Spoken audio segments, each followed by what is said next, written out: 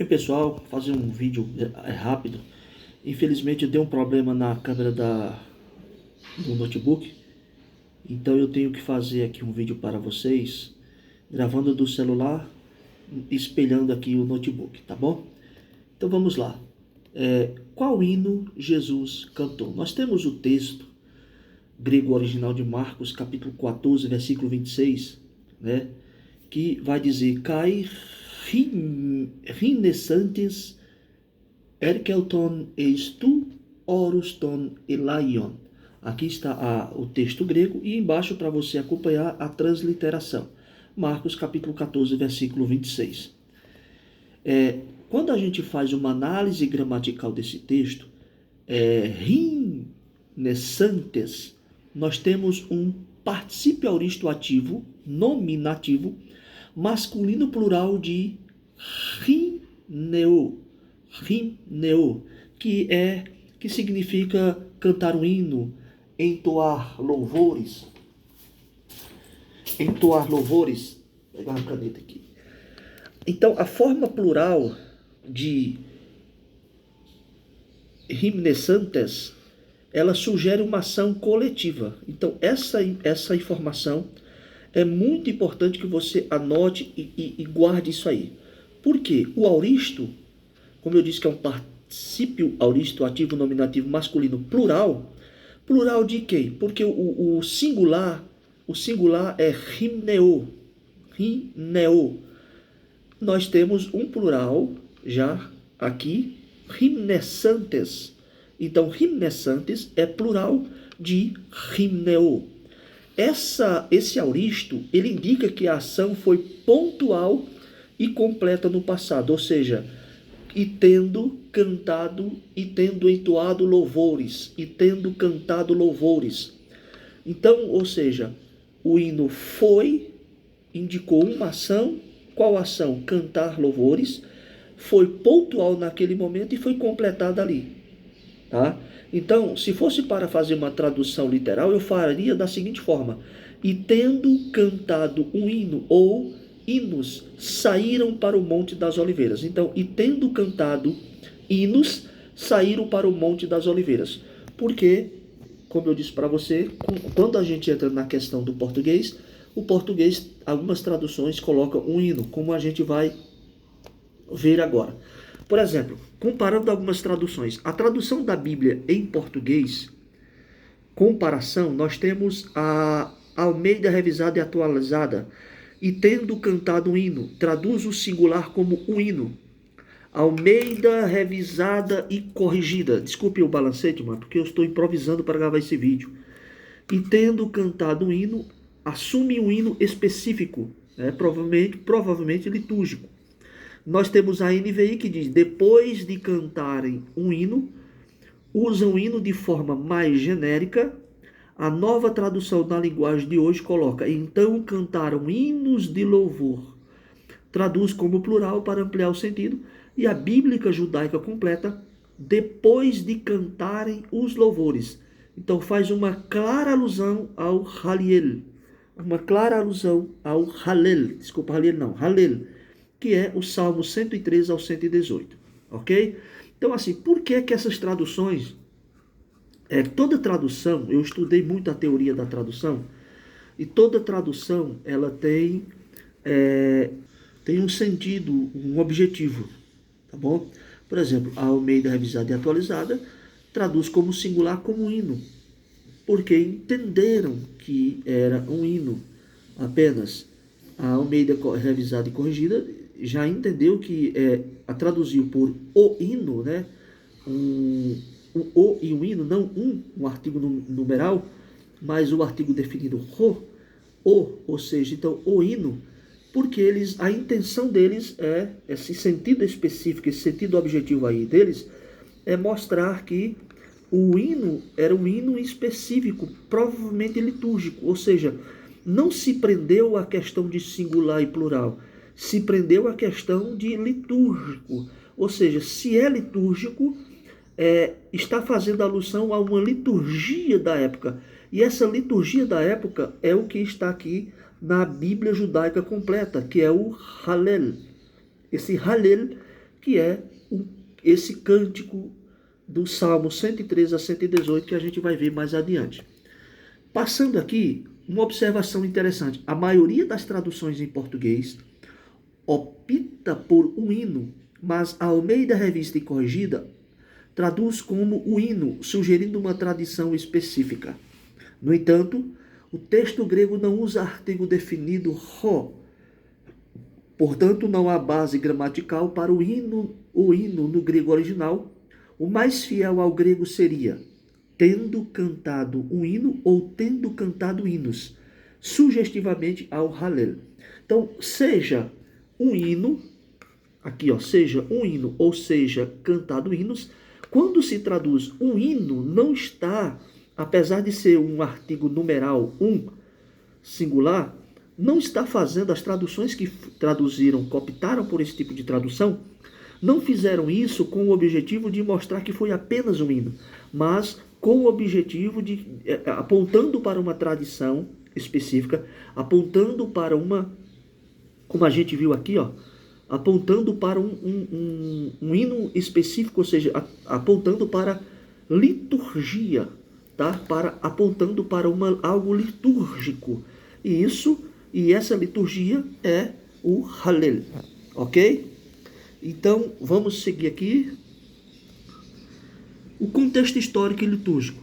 O cântico no Seder judaico, no contexto da Páscoa judaica. Seder de Pessah. Era tradição cantar o Hallel, o Salmos 113 a 118.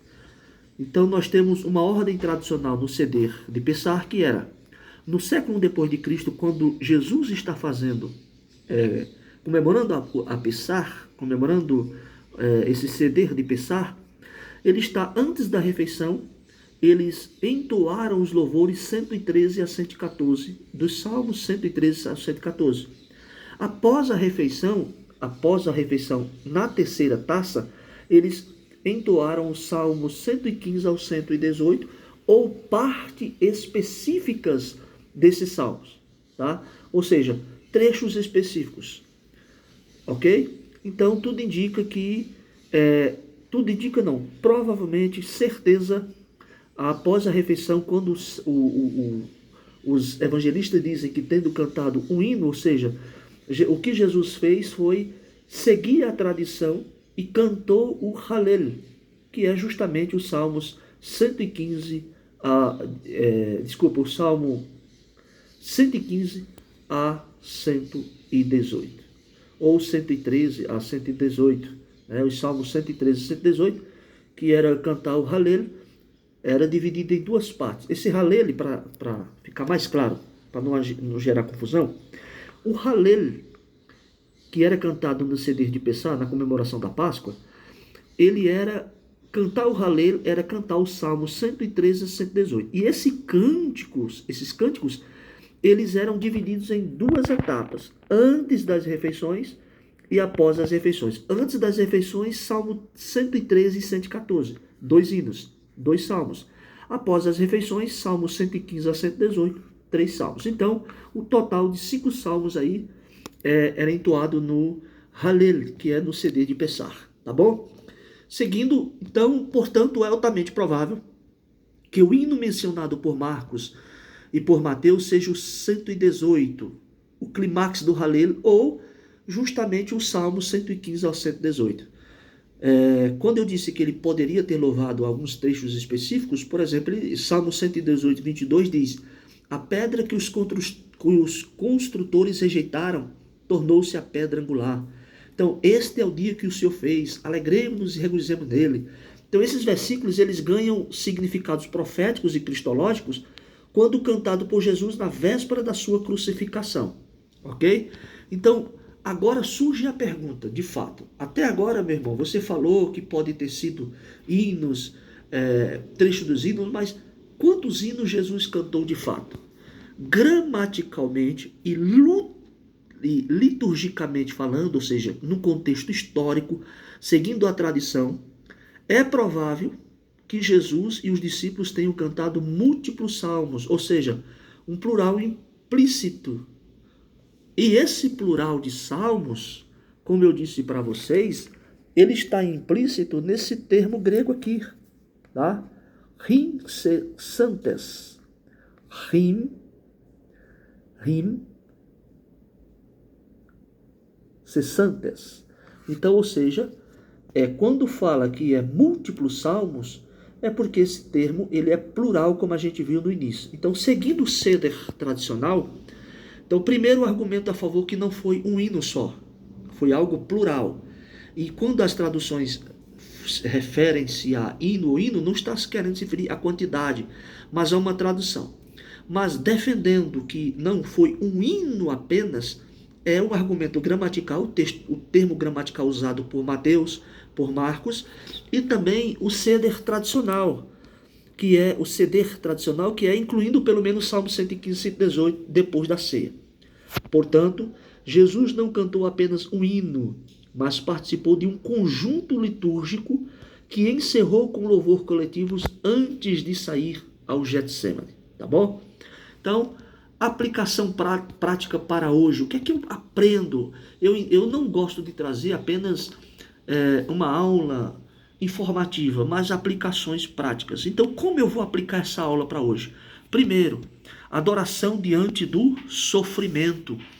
Interessante que Jesus cantou louvores, sabendo que seria traído, preso, crucificado naquela mesma noite. E mesmo assim, entoou salmos de exaltação. Então, o louvor cristão não depende das circunstâncias, não pode depender das circunstâncias, mas da soberania de Deus. Então é possível adorar, é possível cantar, é possível ser feliz, é possível adorar a Deus, cultuar a Deus, mesmo em face da dor, como Jesus fez. Segundo aplicação, cânticos com conteúdo bíblico. Jesus ele não improvisou um louvor emocional, antropológico, visando o homem, visando a figura humana. Não, ele cantou escrituras antigas, ele cantou Bíblia, mostrando que a adoração sólida tem base bíblica e memória histórica. Por isso, nós devemos enriquecer os nossos cânticos com salmos, doutrina, escritura, e não apenas com repetições vazias, conforme Colossenses 3,16 diz. O que nós vemos hoje é um número de repetições vazias, onde o foco é o homem, o foco é a terra, o foco é as bênçãos. Nada que a Bíblia fala de bênçãos, fala disso, mas assim, o foco dos cânticos é conteúdo bíblico. Tem muitos hinos que têm conteúdo bíblico, hinos da harpa, hinos do cantor cristão, hinos que não estão na harpa. Tem muitos hinos que são composições com escrituras, com Bíblia. Então, o que é que a igreja deve cantar? A igreja deve cantar Bíblia. A igreja deve cantar memória histórica. A igreja deve cantar salmos, doutrina, as suas doutrinas, as doutrinas bíblicas, aquilo que ela acredita, deve ser canto. Por isso que eu entendo a Assembleia de Deus, que louva muitos hinos pré-tribulacionistas, que diz que breve no céu Jesus há de aparecer. É Bíblia, porque de fato Jesus vai aparecer, e também é doutrina. É a doutrina deles. Então a igreja tem que entoar doutrina, tem que entoar escrituras, abrir mão desses louvores de repetições. Eu conheci um pastor que ele fazia questão de juntou os obreiros e montou uma equipe bíblico-teológica de analisar os hinos que os grupos iriam cantar, o grupo de louvor, o grupo das irmãs, o grupo de varões, tudo passava pelo crivo das escrituras. Não tinha louvor emocional, não tinha apelo emocional, apelo ao homem, para fazer o povo dar glória. Não, era escritura. Se o povo não dá glória com Bíblia, com doutrina, com escritura, não é apelo emocional. E terceira aplicação e última, comunhão litúrgica. Jesus não cantou sozinho, mas em comunhão com os discípulos. A música congregacional foi essencial para encerrar a ceia. A adoração comunitária fortalece a fé em momentos de crise.